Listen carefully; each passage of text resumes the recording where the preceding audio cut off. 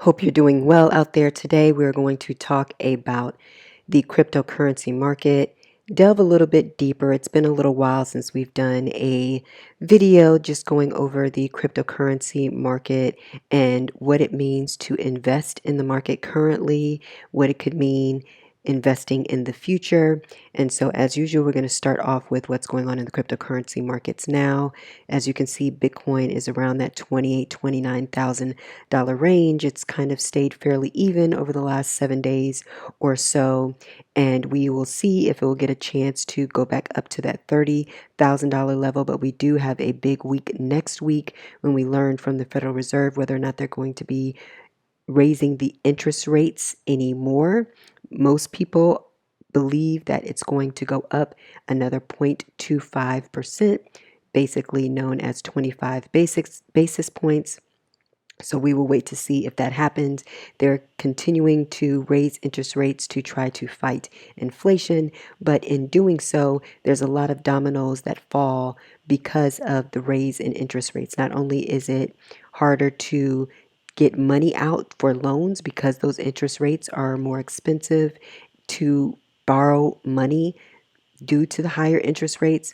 And so you're starting to see some of these banks that have collapsed. We've heard about Silicon Valley Bank. We've heard about Signature Bank, which was a bank that was used by a lot of cryptocurrency startups. And now we're hearing that First Republic Bank, which is another regional bank that is in trouble, and their stock has dropped over 50% when we saw that from their earnings call, they were seeing an influx, or I should say an outflow of depositors leaving their bank because of the problems with regional banks and issues with regional banks and people being concerned with if their deposits are not insured because the FDIC only insures deposits up to $250,000. A lot of institutions and startup companies and high net worth individuals were looking to move their money elsewhere where they believe their money was a little bit safer. So we definitely are seeing cracks in the traditional finance system. And so people are looking to cryptocurrency and other commodities and bonds and things of that nature for a flight to safety.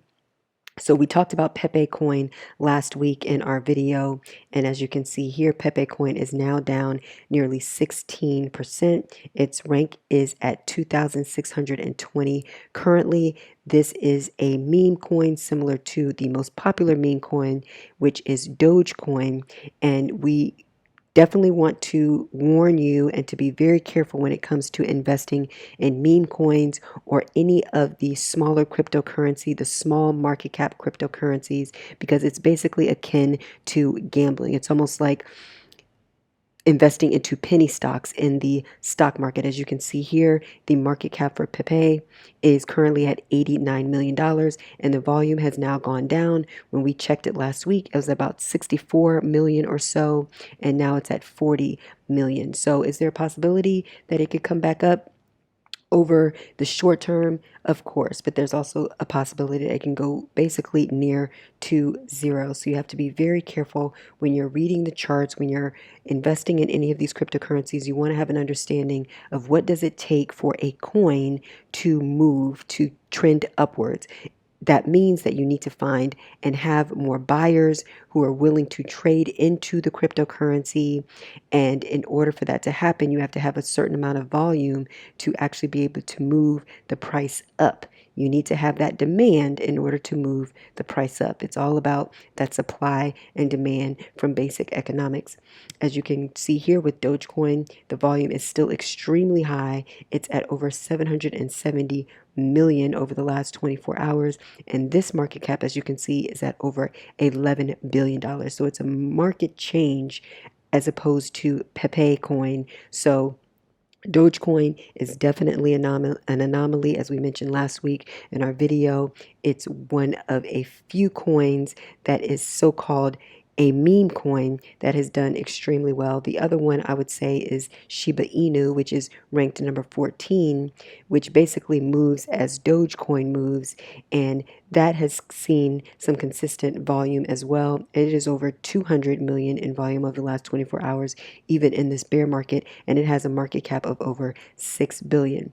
But in order to move the price of a higher market cap coin like a Shiba Inu, like an Ethereum, like a Bitcoin, it definitely takes a much more it takes a lot more dollars, I should say, to be able to move that market. Now, the thing that happens with smaller cryptocurrency coins, and we'll go to some of the smaller crypto coins in a second. Let's first check out the cryptocurrency exchanges.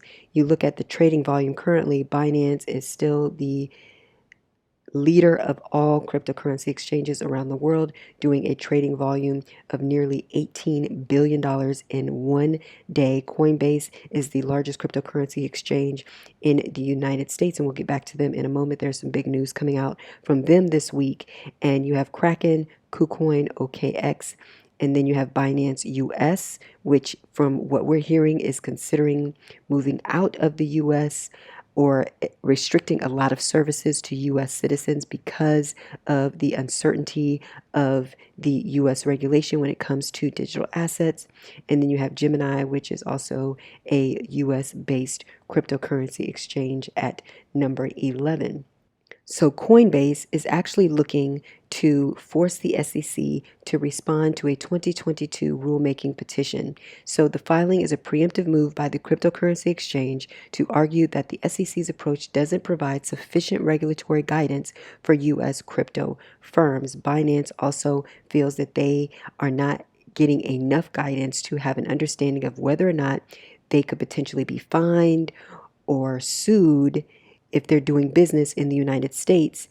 They need to have a better understanding of what exactly is classified as a security, what is not classified as a security, and then obviously from there, once they have the regulations in place, then these businesses will have a better understanding of which way they need to move forward with their business. And Coinbase, being the largest cryptocurrency exchange in the United States or based in the United States, they need to have this information to be able to continue to do business.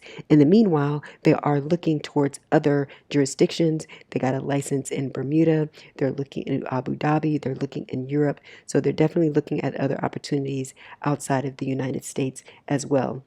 As you can see here in this article, cryptocurrency exchange Coinbase has asked a federal court to force the U.S. Securities and Exchange Commission to respond to its petition filed last year asking for formal rulemaking within the digital assets sector.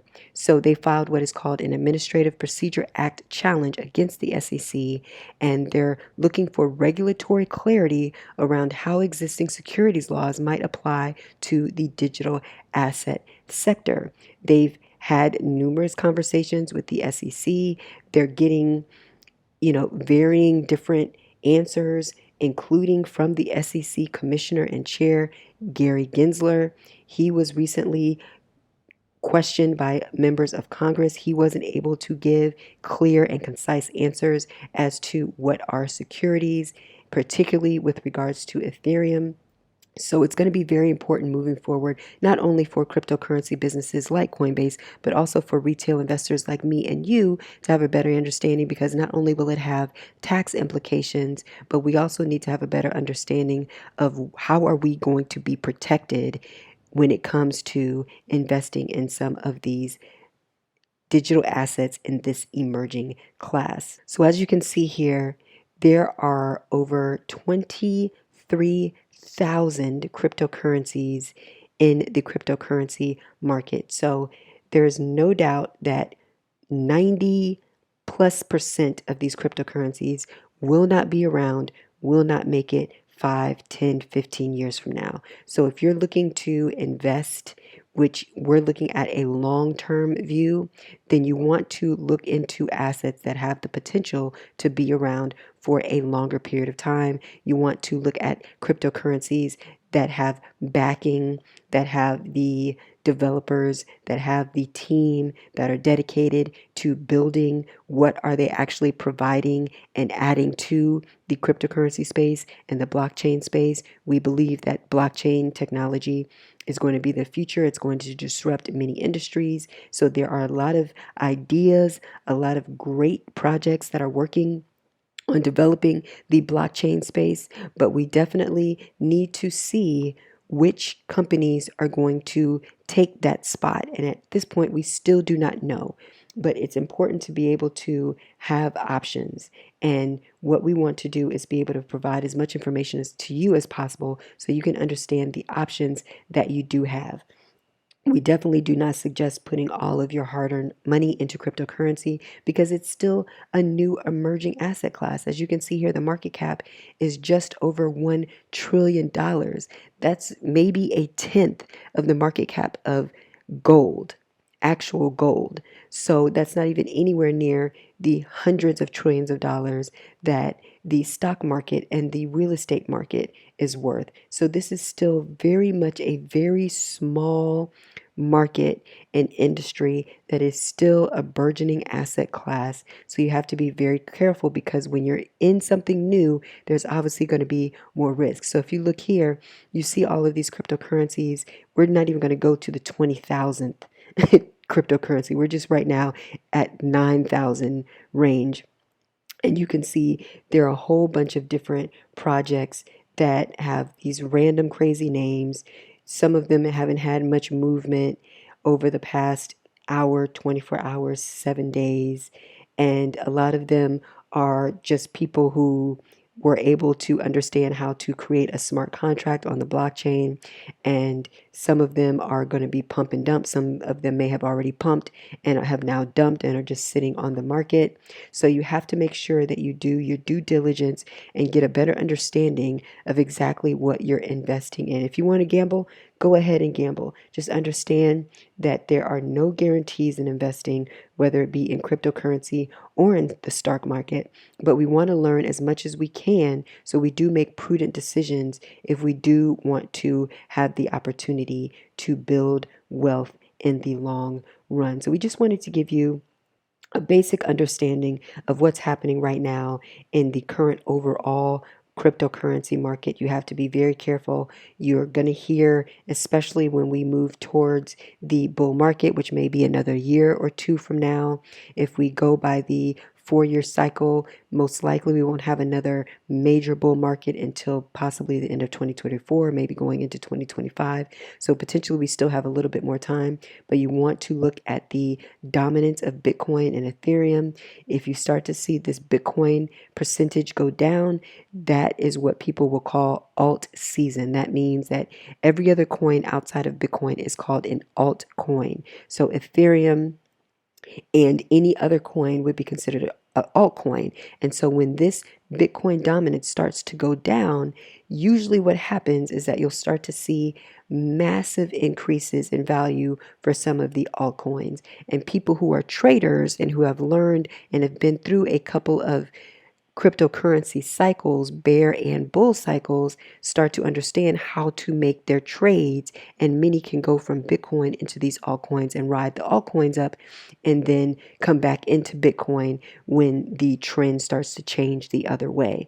So there's still a lot to learn. Obviously, we still have many more informative videos that are going to come your way. We appreciate you taking the time to check us out. Stay tuned. We're going to continue to bring you weekly videos on cryptocurrencies, NFTs, and emerging markets. In the meantime, take care. We look forward to linking up with you on the Networkchain. Bye-bye.